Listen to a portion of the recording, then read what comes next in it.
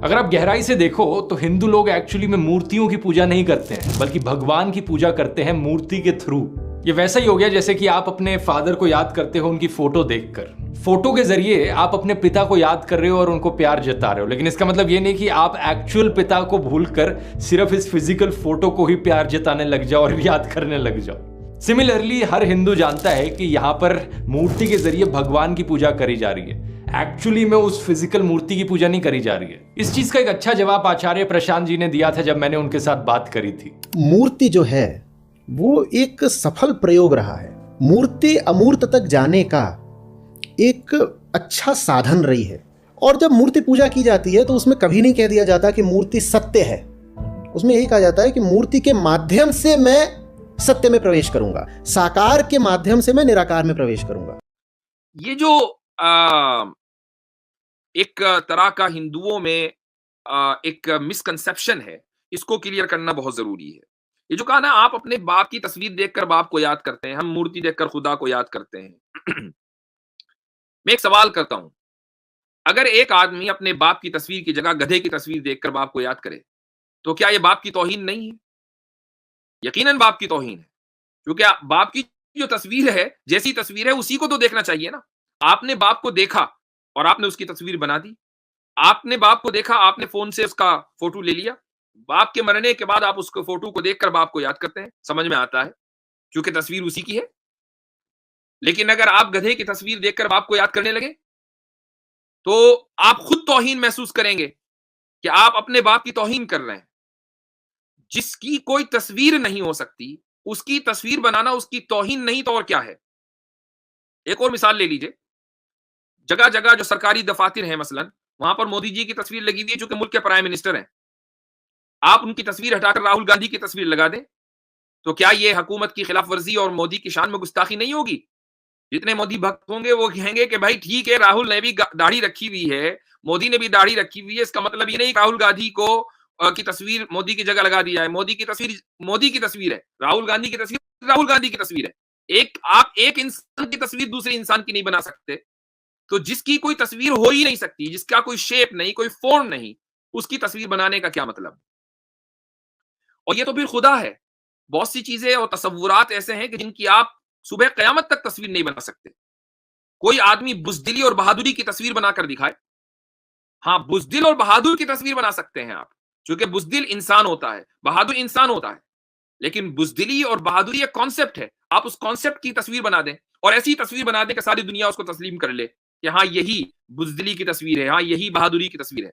तो जो चीजें इंसान से मुताल्लिक हैं, जो उसकी सिफत और उसकी खुसूसियात, हम अगर उसकी तस्वीर नहीं बना सकते तो खुदा के जिसने कभी अपनी तस्वीर दुनिया को नहीं दिखाई, खुदा के जिसकी कोई तस्वीर नहीं है, जिसका कोई शेप नहीं है, जिसका फॉर्म नहीं है, उसकी तस्वीर इंसान अगर बनाए तो क्या यह खुदा की शान में गुस्ताखी नहीं होगी?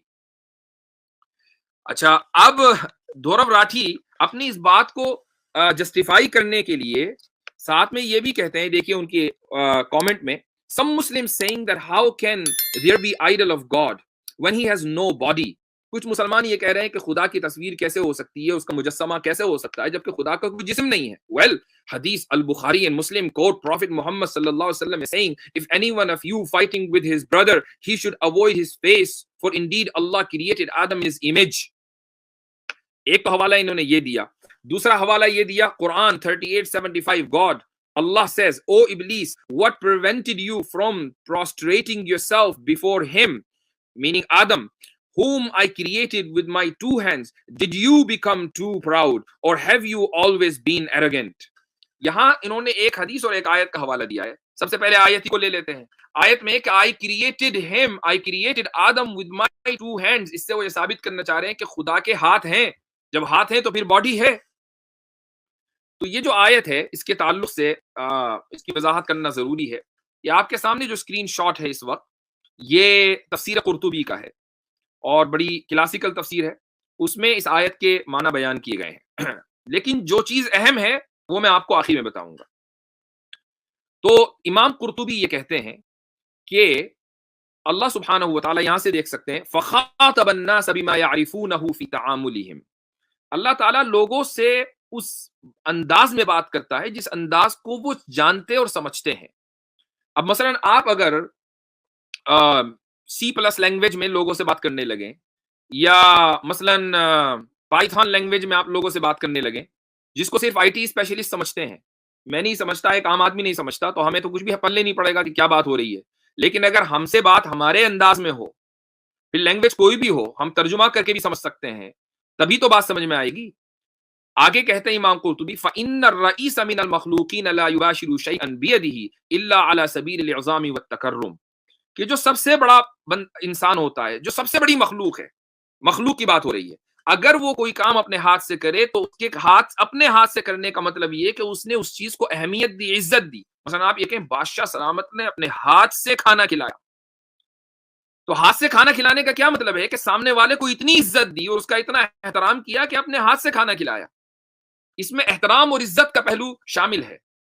تو اسی معنی میں ید یعنی ہاتھ کا لفظ قرآن کریم میں آیا ہے. فذکر الید ہنا بمعنی ھذا، کہ آدم علیہ الصلوۃ والسلام کو چونکہ اشرف المخلوقات کا جد امجد بنایا ہے، انسان کو اشرف المخلوقات بنایا، اس لیے لفظ ید کا ذکر قرآن کریم میں ہے کہ آدم علیہ الصلوۃ والسلام کو میں نے اپنے ہاتھ سے بنایا. یعنی اتنے احترام اور ان کو دیا اور اتنی عزت دی، اور تم ان کے سامنے نہیں جھک رہے ہو. یہ آیت کا مطلب ہے. آگے مجاہد کہتے ہیں، مجاہد بہت مشہور مفسر و تابعی ہیں، وہ یہ کہتے ہیں الید ھا ھنا بمعنی التأکد والصلہ، کہ ید کا یعنی ہاتھ کے جو معنی اس آیت میں ہے وہ ایمفسائز کے لیے ہے. اس کے معنی یہ ہے کہ میں نے ہی بنایا، لما خلقت انا، میں نے ہی آدم علیہ الصلوۃ والسلام کو بنایا، کسی اور نے نہیں بنایا. جب میں نے ہی بنایا تو اے شیطان تیری ہمت کیسے ہوئی کہ تو ایروگینس اور تکبر اختیار کرے. آگے اگلی لائن میں لکھا ہوا ہے وقیل التشبیہ فی الید فی خلق اللہ تعالی دلیل علی انہ لیس بمعنی النعمۃ والقوۃ والقدرہ وانما ہما صفتان من صفات ذاتہ تعالی. یہ ایک اور اپروچ ہے جو اہل سنت والجماعت میں ہے، وہ یہ کہ ید کے معنی یہاں پر نعمت یا قدرت کے نہیں ہے، بلکہ ید ایک صفت ہے خدا کی، ایک کوالٹی ہے، اور وہ کوالٹی کیسی ہے، اس کی حقیقت کیا ہے، یہ دنیا کو نہیں معلوم. ایک اور اوپینین وقیل اراد بالید القدرہ، ید سے مراد یہاں پر قدرت ہے، یعنی خدا یہ کہہ رہا ہے میں نے اپنی قدرت سے بنایا. کہا جاتا ہے عربی زبان میں یہ کہاوت ہے ما لی بہذا الامر یدن، مجھے اس کام کے کرنے پر کوئی قدرت نہیں ہے. یدن کا لفظ، ہاتھ کا لفظ عربی کہاوت میں استعمال ہوا. ایک اور شعر کا ایک ٹکڑا ہے جو امام قرطبی پیش کر رہے ہیں، وہ کہہ رہے ہیں وما لی بالحمل الثقیل یدانی، اس بوجھ کو اٹھانے کے میرے پاس ہاتھ نہیں ہے. ایک آدمی جس کے ہاتھ ہیں وہ یہ کہہ رہا ہے کہ میرے پاس ہاتھ نہیں ہے، یعنی میرے پاس اس بوجھ کو اٹھانے کی قدرت نہیں ہے. شاعر یہ کہتا ہے کہ تحملت، آخری لائن، تحملت من عفراء ما لیس لی به ولا للجبال الراسیات یدانی، کہ میں نے عفرا، اپنی محبوبہ کے تعلق سے کہہ رہا ہے کہ میں نے عفرا کے لیے ایسے ایسے بوجھ برداشت کیے کہ جو میری قدرت بلکہ پہاڑوں کی قدرت کے باہر تھے. وما للجبال الراسیات یدانی، یدان کا لفظ یعنی ہاتھوں کا لفظ پہاڑوں کے لیے استعمال ہوا، تو یہ عربی زبان میں کامن ہے. اسی اعتبار سے قرآن کریم کے اندر بھی ید کا لفظ اللہ سبحانہ و تعالیٰ کے لیے استعمال ہوا ہے. اسی طریقے سے سورت کا لفظ صفت کے لیے استعمال ہوتا ہے، کہ اللہ سبحانہ و تعالیٰ حدیث میں جو آیا کہ آدم کو اللہ نے اپنی صورت پر پیدا کیا، یعنی اللہ نے اپنی صفت کے اوپر پیدا کیا. جو صفات ہمارے اندر نوبل صفات ہیں وہ کہاں سے آئیں؟ وہ خدا کے پاس سے آئیں. تو اس سے ہرگز یہ ثابت نہیں ہوتا کہ خدا کی باڈی ہے. اور یہ جو میں نے آپ کو قرطبی کی بات بتائی، اور میں نے کہا آخر میں ایک بات بتانے والا ہوں اہم، وہ یہ ہے کہ آپ دیکھیں اتنے سارے 3-4 اقوال میں نے ذکر کیے، لیکن ان میں سے کوئی ایک بھی ایسا نہیں ہے جو یہ کہہ رہا ہو کہ ہاں جی خدا کی باڈی ہے.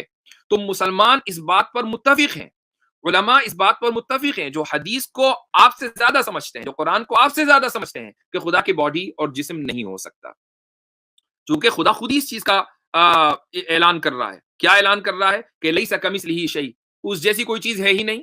تو آپ جیسے ہی باڈی کا کوئی بھی تصور کریں گے تو اس کا مطلب یہ کہ آپ نے خدا کو مخلوق جیسا سمجھ لیا، جبکہ خدا مخلوق جیسا نہیں ہے. تو جب خدا خود ہی کہہ رہا ہے کہ اس کی کوئی مورت نہیں، اس کی کوئی تصویر نہیں، اس جیسا کچھ نہیں، اور آپ اس بات پر تلے ہوئے ہیں کہ نہیں خدا کے ہاتھ بھی ہے، اس کا جسم بھی ہے، اس کی صورت بھی ہے، اس کی مورت بھی ہے، یہ چیز تو پھر اسلام کے خلاف ہے. اسی کو مس ریپرزنٹیشن کہا جاتا ہے.